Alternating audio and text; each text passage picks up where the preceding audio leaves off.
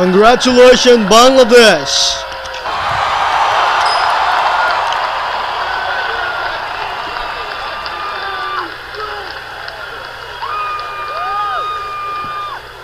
আপনারা যারা আগে ভাবতেন বাংলাদেশ ক্রিকেট দল কিছুই করতে পারে না, রান চেজ করতে পারে না, খেলতে পারে না, মিডল অর্ডার ব্যাটসম্যান দলের জন্য কিছুই করতে পারে না, ওপেনিং ব্যাটসম্যান জুটি হারিয়ে যায়, বলাররা বল করতে পারে না,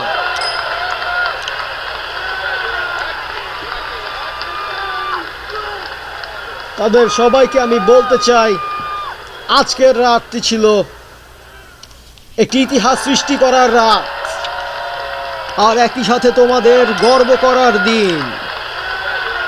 কারণ এই ক্রিকেটই পেরেছে সবাইকে ভেদাভেদ ভুলে গিয়ে একই সাথে একই মাঠে সবাইকে একসাথে করতে। প্রধানমন্ত্রী, বিরোধী দলীয় নেত্রী, রাষ্ট্রপতি সবাইকে একসাথে খেলা দেখতে দেখেছি আমি, আর এটাকেই বলে গণতন্ত্রের প্রতিষ্ঠা। তোমরা দেখো সাকিবকে, তামিম ইকবালের 4টি হাফ সেঞ্চুরির কথা দেখো, তোমরা বুঝতে পারবে কতটুকু কনসিস্টেন্সি ছিল আবার এই বাংলাদেশের খেলাতে, যা 1 বছর আগেও ছিল না।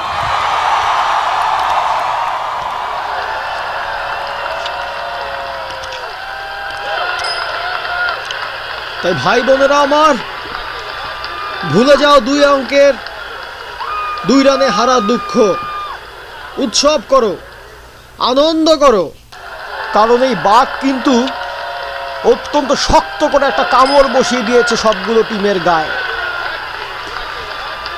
আর সেই দাগ কিন্তু মুছবার নয়।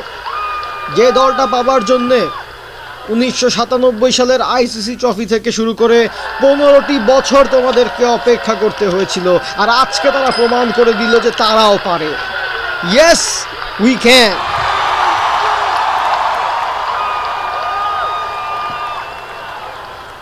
সারা পৃথিবী অবাক তাকিয়ে রয়। সাবাস বাংলাদেশ, সাবাস বাংলাদেশ। পরিশেষে আমি ধন্যবাদ দিতে চাই বাংলাদেশ ক্রিকেট দলকে, আমাদের মধ্যে একটি বিশেষ অনুভূতি আর চেতনা জাগানোর জন্য, একটা বিশ্বাস জাগানোর জন্য যে আমরা এখন আর আন্ডারডগ নেই, আমরা মিডিওকার নেই।